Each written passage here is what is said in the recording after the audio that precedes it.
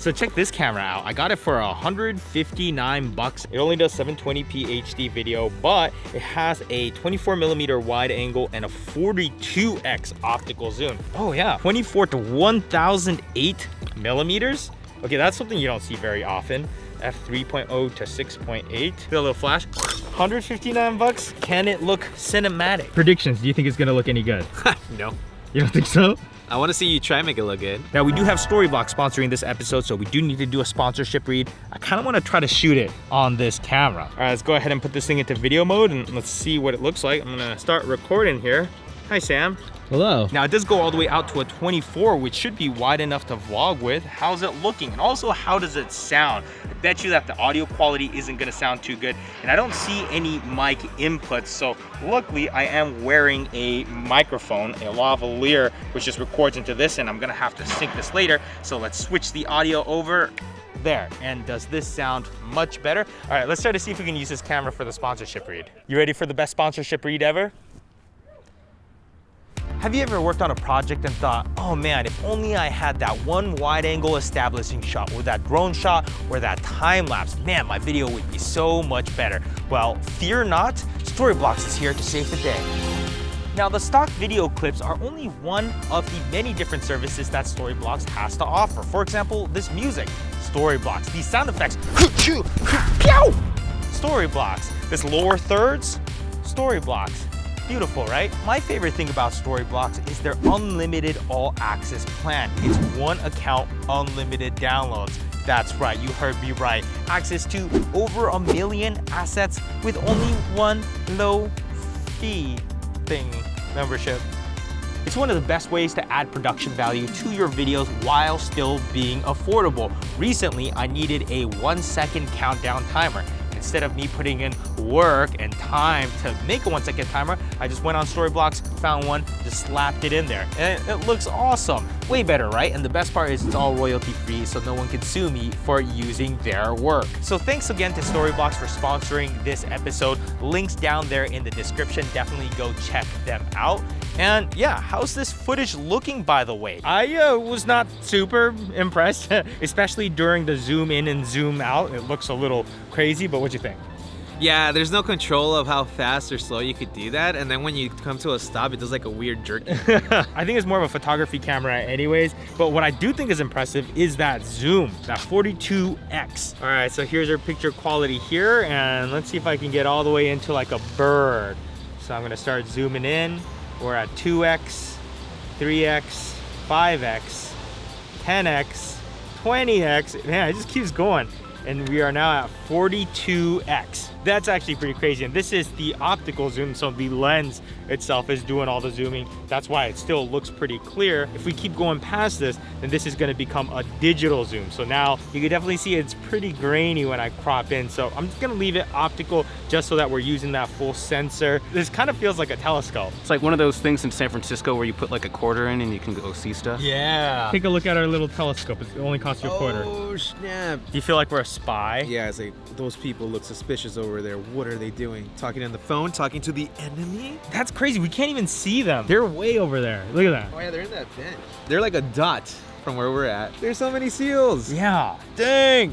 1008 millimeter. This is actually really impressive. To put this into perspective, this lens goes from 16 to 35, and a lens with decent reach has, 70 to 100. And the most telephoto lens I own, I think, is like 240. This goes to 1008. Snapped a few photos. Man, the seals that we're taking photos of, can you even see it on that camera? It's way out there. These seals are sitting at the edge of there. The image quality out of this camera, not a fan of it, but not gonna lie, having this zoom range, it's actually pretty awesome. I do have other color profiles, so this is normal. We also have vivid, so a lot more saturation. Ah yes, the sepia. I feel like we're in one of those reenactment shows. Somebody got murdered, it's like, and this is what he used. Oh, and of course, some black and white. Can you do some like Charlie Chaplin style stuff? Very limited settings. All right, now we're at 400. Now we get a teeny bit of depth of field, actually. Depth of field is basically that shallow background that professional cameras have. A lot of times people consider shallow depth of field to be cinematic. So maybe if I have it in this setting, it'll look pretty good. I'm gonna try to follow Sam here, and go ahead.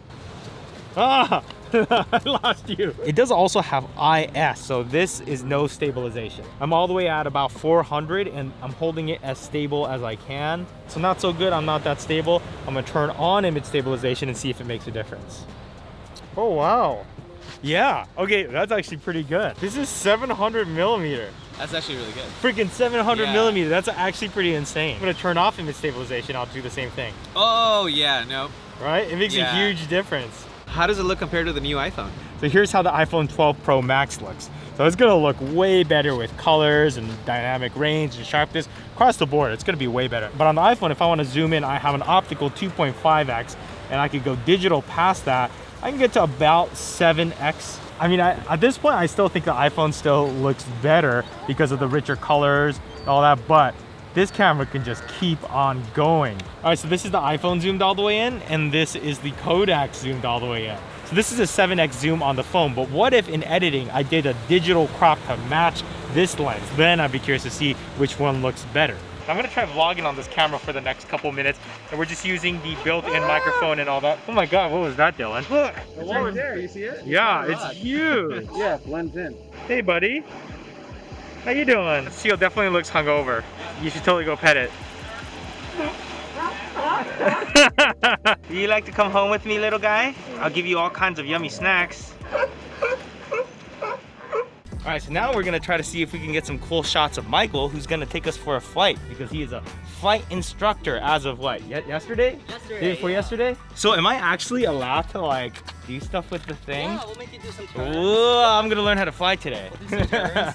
But my main job is to just try to make this look as epic as possible using this camera, and I've got it on the Ronin SC2. I think if we pair the camera with good motion and stabilization and a little bit of editing, we could probably make it look kind of cool. So let's see what we get.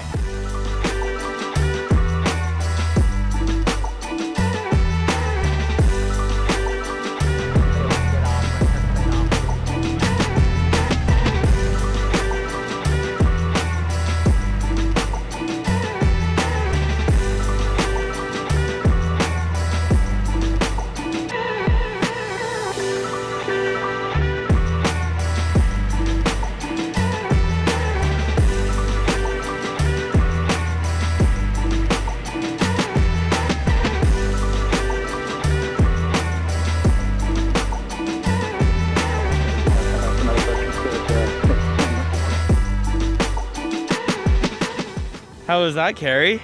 That was amazing. I Yeah? think that's one of like the funnest experiences I've ever had in my life. That's So, awesome. That was so great. All right, now we're gonna take this camera, throw it on a tripod, and we're gonna shoot across the field, try to get a shot of them taking off. And this is where I'm really gonna need to be at like 800 or maybe even 1,000. Let's see. All right, so right now we're at about a 500 millimeter equivalent. Every little move I do on this tripod is a big shift in the image, so I'm gonna try to be nice and gentle with this. I need to focus, they're going fast. Come on, keep them in frame. There we go, there's liftoff. All right, my camera work was a little bit jumpy, but at least we got the shot. When we lose the light like this, we want to be zoomed all the way out so that the lens can sit at the f3.0. That brings in the most amount of light. So being wide is good for dark places like right now. The more you zoom in, that smaller that aperture is gonna get, giving you less light through the lens. So you're gonna end up with more grain because the sensor's trying to brighten up the image. Imagine we just witnessed a murder right now. Which window do you think would have the most naked people?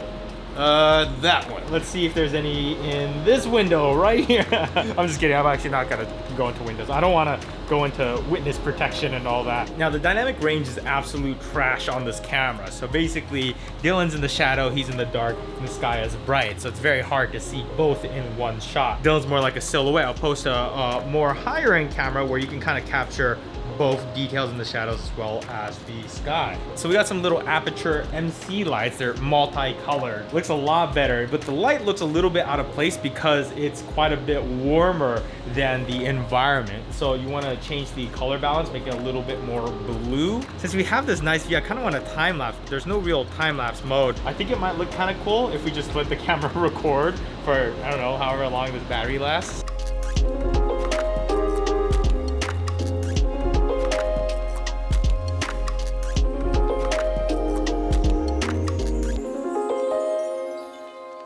Video quality in low light, not that impressive, but of course we could put it into photo mode. Here's how the photos come out in low exposure. It looks pretty clean. I think this is definitely a lot more of an interesting photography camera rather than a video camera. So overall thoughts on this camera.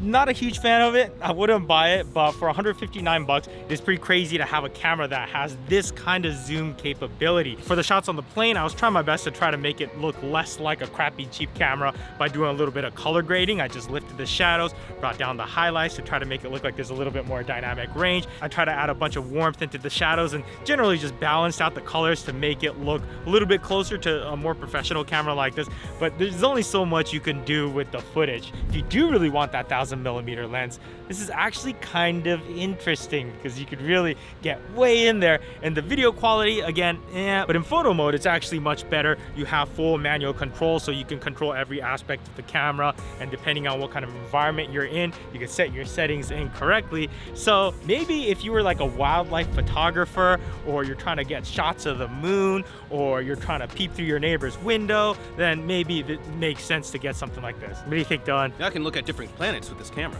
Yeah, we know that's not what you're gonna use it for. Well, I mean, you're just The thinking neighbor worst comment was just for you.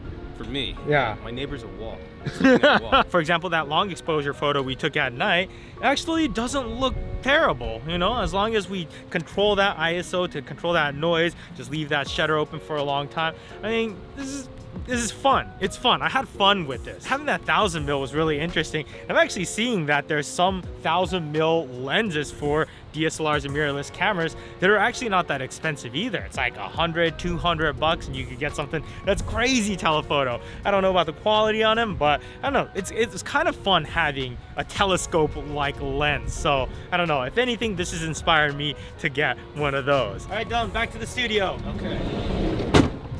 I guess he just kind of leaves the camera here, but whatever. Also, congratulations to David Klein Music for winning the Canon EOS RP giveaway. And for this video, we are doing a giveaway with this Pocket 2. If you want a chance to win, drop a comment within the first 12 hours of this video going live. You have a chance to win. See what you guys are saying in the comments from the last video, which was all about this RP and setting this up as a webcam. Hook up any full frame camera to your computer, use it as a webcam. It's gonna look epic. Diego Martinez says, can we get a really in-depth review of the Canon EOS RP, please? Yeah, I think I gotta work on that because this is probably one of the best cameras for under $1,000. You're getting full frame, Canon colors, dual pixel autofocus. I mean, it's really solid for under $1,000. Used my RP for my baby shower. Thought I was Steven Spielberg. I've been doing this with my A7 III just to flex on my teachers. It's actually kind of weird talking to someone that has a professional camera as their webcam, because at first you're like, wait, is this a pre-recording or is this like a still picture or what is this? And they start talking to you and you're like, well, this feels weird for some reason, but it's really cool. Supreme Mobile says you could just awkwardly walk out of frame. Simple ending.